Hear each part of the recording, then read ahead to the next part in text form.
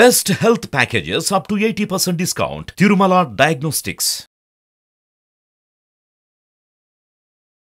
నమస్తే, నేను మీ జాహ్నవి. ముందుగా ప్రేక్షకులందరికీ భోగి పర్వదిన శుభాకాంక్షలు. భోగి పండగ భోగ భాగ్యాలను ఇచ్చేటటువంటి పండగ. మరి ఈ భోగి పండుగకు సంబంధించి డీటెయిల్డ్ ఇన్ఫర్మేషన్, ఆ రోజు మనం ఎలాంటి రెమెడీస్ చేయాలి, ఏం చేయడం వల్ల భోగ భాగ్యాలు మనకు వస్తాయి, డీటెయిల్డ్ ఇన్ఫర్మేషన్ మనకి ఎక్స్ప్లెయిన్ చేయడం కోసం మనతో ఉన్నారు ప్రముఖ జ్యోతిష్య వాస్తు పండితులు, ప్రముఖ ఆధ్యాత్మికవేత్త, జ్యోతిష్య వాస్తు శిక్షణ నిపుణులు, లలిత ఉపాసకులు బ్రహ్మశ్రీ నానాజీ పట్నాయక్ గురువు గారు మాట్లాడేద్దాం. నమస్కారం గురుగారు. శ్రీమాత్రే నమః. గురుగారు, మీకు కూడా భోగి పర్వదిన శుభాకాంక్షలు.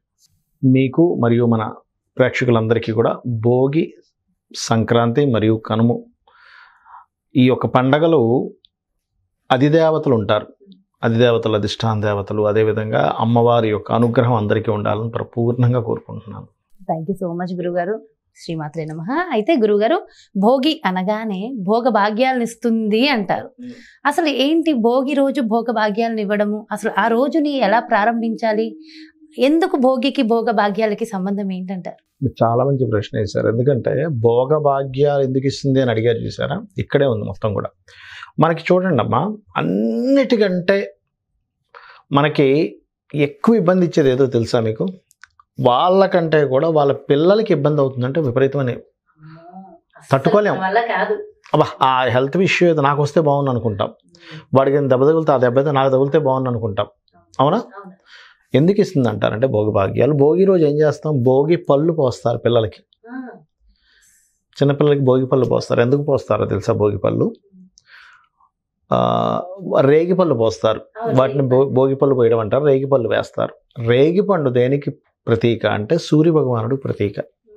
సూర్య భగవానుడు రేగిపల్లికి ప్రతీకగా చెప్తారంటే శాస్త్రంలో ఒక్కొక్క పండుని, ఒక్కొక్క చెట్టుని, ఒక్కొక్క వేరుని, ఒక్కొక్క దాన్ని కారకత్వంగా చెప్పారు శాస్త్రంలో. మహర్షులు చెప్పారు. దీనికి ఈ యొక్క గ్రహం, ఈ యొక్క అధిపతి, ఈ దేవత అని చెప్పబడింది. ఆ రకంగా భోగి రోజు సూర్య భగవానుడు భోగి తర్వాత సంక్రాంతి రోజు మకర రాశిలోకి వెళ్ళబోతుంటాడు. వెళ్తాడన్నమాట. నెక్స్ట్ ఇంకా ఆ వెళ్ళే ముందు రోజు మకరం అంటే ఏంటి? కర్మస్థానము. ఈ కర్మస్థానంలోకి వెళ్ళేటప్పుడు ఈ సూర్య భగవానుడు పంచమాధిపతి అంటే న్యాచురల్గా ఆరోగ్యాన్ని ఇచ్చే కారకుడు మకరంలోకి ఎంటర్ అవుతున్నప్పుడు సర్వసాధారణంగా మీరు చూడండి, ఈ చలికాలంలో రోగాలు ఎక్కువగా వస్తుంటాయి. అవునా? అంటే సూర్యశక్తి తగ్గుతూ ఉంది ఇక్కడ. మనకి చూడండి, పగలు తక్కువగా ఉంటుంది, రాత్రిపూట ఎక్కువగా ఉంటుంది. ఈ రాత్రి సమయంలో ఎక్కువగా ఉండి చలి ఎక్కువగా ఉన్నప్పుడే సర్వసాధారణంగా అన్ని ప్రాణులకి రోగ సంబంధించినవి పెరుగుతూ ఉంటాయి. సూర్యుడి యొక్క ఎనర్జీ మరొక రూపంలో రావాలి ఇక్కడ. పెద్దవాళ్ళు అంటే కొంచెం అన్నింటినీ తట్టుకోగలుగుతారు, ఏదైనా నొప్పి ఉంటే చెప్పగలుగుతారు, డాక్టర్ దగ్గరికి వెళ్ళగలుగుతారు, ట్రీట్మెంట్ తీసుకు. చిన్నపిల్లలు చెప్పలేరు ఒక్కోసారి. అందుకని రేగిపళ్ళతో వాళ్ళకి పోస్తారు, రేగిపళ్ళు పోస్తారు, భోగిపళ్ళలా పోస్తారు. అది కూడా సూర్యుడికి సంబంధించిన స్తోత్రాలు చదువుతూ లేదా ఆదిత్య హృదయం చదువుతూ వేయాలి. ఓకే, ఏదో మామూలుగా వేసేయడం కాదు. లేదా లలితా సహస్రనామాలు చదువుతూ కూడా వేస్తారు. ఎందుకంటే అమ్మవారే ఆ రూపంలో ఉంది కాబట్టి తపనోడప మండల అనేటువంటి నామం ఉంటుంది. ఈ ఎవరైతే ఈ చిన్నపిల్లలకి ఇది వేస్తారో దీని ద్వారా ఏమవుతుంది అంటే మనకి ఈ పిల్లలకు వచ్చేటువంటి అనారోగ్యాలు కానీ, అపమృత్యు దోషాలు కానీ, ఆరోగ్య సమస్యలు ఏదైనా రావడం కానీ ఇవన్నీ కూడా తప్పుతాయి. ఇంకోటి వాళ్ళ కర్మలో, ఇప్పుడు ఇది సర్వసాధారణంగా 8 సంవత్సరాలు లేదా 12 సంవత్సరాల పిల్లల లోపల వాళ్ళకి వేస్తారు. మనకి చూసినట్లయితే బాలారిష్టము అంటారు. బాలారిష్టాల్లో 4 సంవత్సరాలు, 8 సంవత్సరాలు, 12 సంవత్సరాలు లెక్క ఉంటుంది.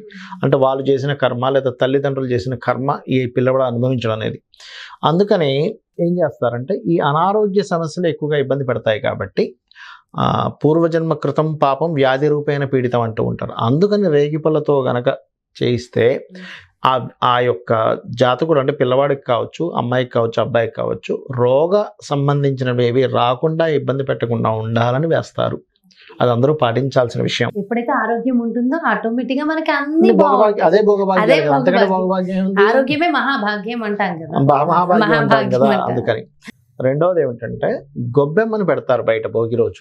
ఎందుకు పెడతారు అంటే భోగి రోజే ఆ శ్రీకృష్ణ పరమాత్మ ఆ యొక్క చిటికిన వేలతో మన గోవర్ధనగిరిని ఎత్తాడు. భోగి రోజు ఎత్తారంటుంటారు. అంటే కొన్ని కథల్లో కొన్ని మార్పులు కూడా ఉన్నాయి, బట్ భోగి రోజు ఎత్తారంటుంటారు. అలాగే ఆ గిరి ఎత్తిన తగ్గట్టుగా ముందుని పెడతాం, దానికి ప్రత్యేకగా పెడతాం. రెండవది ఏమిటంటే ఇది గోమయము ఆవు యొక్క గోమయంతో పెట్టాలి. చాలా మంది గేదె పేడ లేకపోతే మన జెర్సీ ఆవు తీసుకొచ్చి పెడతారు, వాటి పెట్టకూడదు. స్వచ్ఛమైన గోవు పేడతో పెట్టాలి, దేశీ వాళ్ళ గోవు పేడతో పెట్టడం వల్ల ఏమిటి ఫలితము అంటే, ఇది ఎందుకు పెడుతున్నాము అంటే, గోవు యొక్క మయంలో లక్ష్మీదేవి ఉంటుంది. మీరు అమ్మవారికి సంబంధించిన దీపావళికి సంబంధించిన కథలో ఆవిడ వస్తుంది భూమి మీదకి. ఒకసారి వచ్చినప్పుడు అందరూ ఎలా ఉన్నారని చూసుకున్నప్పుడు ఒకసారి గోశాలకు వెళ్తుంది. గోశాలకు వెళ్ళి గోవులు రానివ్వతాను ఆవిడ్ని, నువ్వు రావద్దు, నువ్వు చంచలం అది ఇది అంటే, నేను లక్ష్మీదేవిని అది ఇది అని. అప్పుడు గోవులు అంటాయి, నువ్వు చంచలంగా ఉంటావు, ఎవరి దగ్గర పడితే వాళ్ళ దగ్గర కూడా ఉంటావు, నువ్వు చండాలుల దగ్గర ఉంటున్నావు, మూర్ఖుల దగ్గర ఉంటున్నావు, మంచి వాళ్ళ దగ్గర ఉంటున్నావు అంటే, అలా కాదు, వాళ్ళు చేసుకున్న పుణ్యం బట్టి వాళ్ళ దగ్గర ఉంటాను, వాళ్ళ పుణ్యం అయిపోతే వెంటనే వెళ్ళిపోతాను నేను. ఇంకోటి, నేను చరంగానే ఉండాలి, స్థిరంగా ఉండిపోతే కుదరదు, డబ్బులు అనేటువంటివి మారుతూ ఉండాలి, రొటేషన్ అవ్వకపోతే కష్టం కదా అని చెప్పినప్పుడు అప్పుడు వేడుకుంటుంది అమ్మవారు, మీ దగ్గర కనుక నాకు స్థానం ఇవ్వకపోతే, నాకు గనక మీ దగ్గర స్థానాన్ని కనుక ఇవ్వకపోతే మహావిష్ణువు కూడా నన్ను రానివ్వడు, అందుకని ఇవ్వాల్సిందే అంటే అప్పుడు గోమయంలో ఇస్తారు, ఆ గోవులు ఇస్తాయి. అందుకని గోమయంలో స్థానం ఇచ్చిన లక్ష్మీదేవికి సంబంధంగా ఆ మయం కాబట్టి ఇంటి ముందు పెడతారు. అదేవిధంగా ఇంటి ద్వారాన్ని కూడా, ఇంటి ద్వారబంధం ఉంటుంది కదా ఇలాగా, ఆ ద్వారబంధం ఏదైతే ఉందో దాన్ని లక్ష్మీ స్వరూపంగా చూస్తారు. ఇది లక్ష్మీ స్వరూపంగా చూస్తారనేటువంటి రామాయణంలో చెప్పబడింది. రాముడు ఒకసారి అరణ్యవాసంలో ఉన్నప్పుడు శూర్పణఖ వస్తుంది. శూర్పణఖ వచ్చి ద్వారం మీద నిలబడి ఇలా నిలబడుతుంది, ఇలా రెండు చేతులు అటు ఇటు పెట్టినప్పుడు రాముడు చూస్తాడు, ఇవేంటో ఇప్పుడే బ్యూటీ పార్లర్కి వెళ్ళి వచ్చినట్టుగా ఫ్రెష్గా ఉంది, ఈవిడ ఇక్కడ ఈ కన్య కాదు అంటే, ఇక్కడ ఋషులకు సంబంధించిన అమ్మాయి కాదు ఈవిడ, ఇంత అలంకరణ చేసుకుందంటే, మనుష్య కన్య అసలే కాదు, అంత లజ్జ లేకుండా ఉండి ఇలా ఉండరు, కొంచెం బిడియంగా ఉంటారు కాదు అంటే, ఇది లక్ష్మీ స్వరూపం అని తెలిసి కూడా దాని మీద నిలబడిందంటే ఇది రాక్షస కన్య అని చెప్పి గుర్తిస్తాడు. అంటే రామాయణంలో చెప్పబడింది ద్వారం ఏదైతే ఉందో లక్ష్మీ స్వరూపం అని. అందుకని లక్ష్మీ స్వరూపమైన ద్వారం ముందు లక్ష్మీ కారక స్థానం అయినటువంటి ఇది పెడతారు.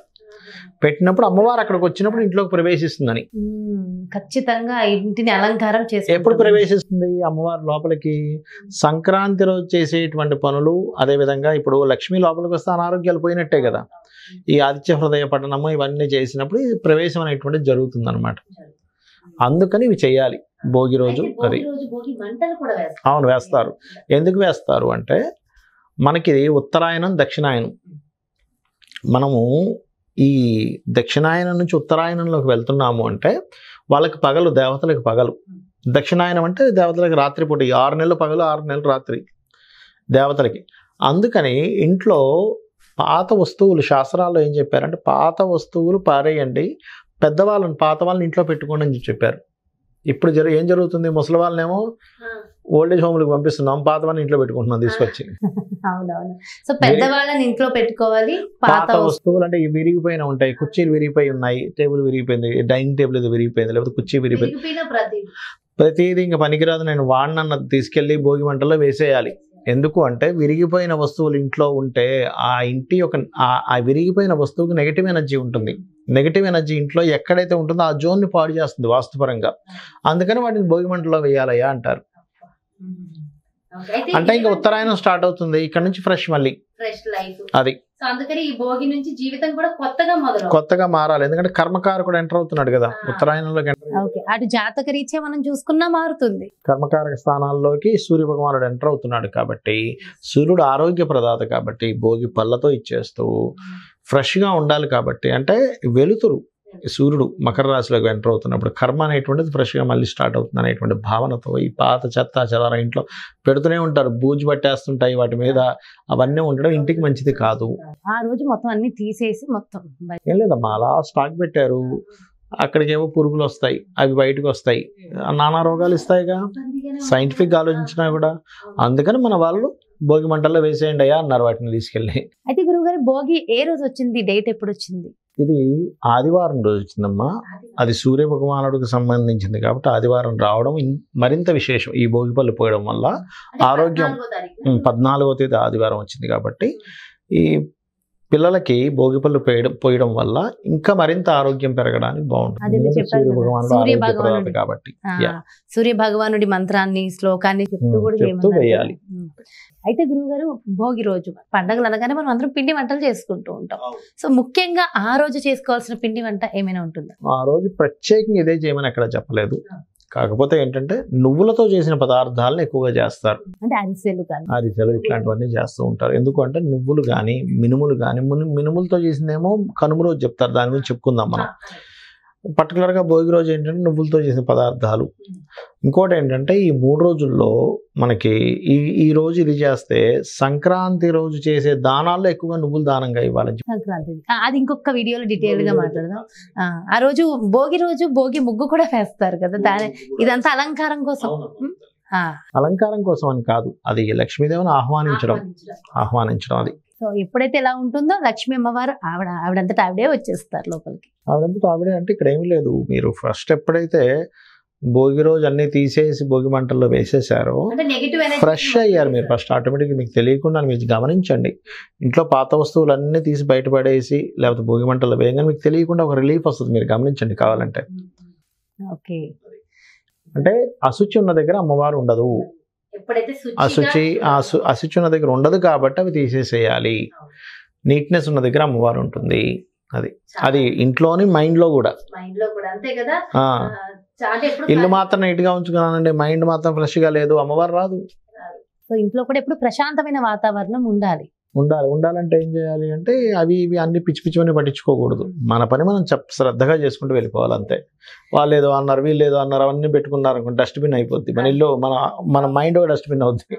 సో ఏది కుదురుతుందో దాన్ని ప్రాపర్ గా చేసుకుంటూ హ్యాపీగా వెళ్ళిపోవచ్చు. అండ్ చాలా చాలా మంచి విషయ పరిజ్ఞానాన్ని అందరికీ అందించారు. థ్యాంక్ యూ సో మచ్ గురుగారు. నమస్కారం. శ్రీమాత్రే నమః. సో చూసారు కదండి, ఇది భోగ భాగ్యాలు భోగి నుంచి రావాలంటే మరి ఆ భోగి రోజు మనం ఆచరించవలసిన విధి విధానాలు. సో చాలా డీటెయిల్డ్ ఇన్ఫర్మేషన్ ఇచ్చారు కదా గురువుగారు. మరి ఇంకెందుకు, ఇంట్లో ఉన్న నెగిటివ్ ఎనర్జీస్ మొత్తం తీసి భోగి మంటల్లో వేసేసి గొబ్బిమ్మలు పెట్టి గుమ్మాన్ని అలంకరించి చక్కగా పిల్లలకి భోగి పండ్లు పోసి చక్కగా భోగ భాగ్యాలని ఇంటి లోపలికి ఆహ్వానించేద్దాం, భోగి సంబరాలు జరుపుకుందాం. సో ఇంకొకసారి మీ అందరికీ కూడా భోగి శుభాకాంక్షలు చెప్తూ మరో చక్కటి ప్రత్యేకమైన కార్యక్రమంతో మళ్ళీ మీ ముందుకు వచ్చేస్తాను. నమస్కారం, మీ జాహ్నవి.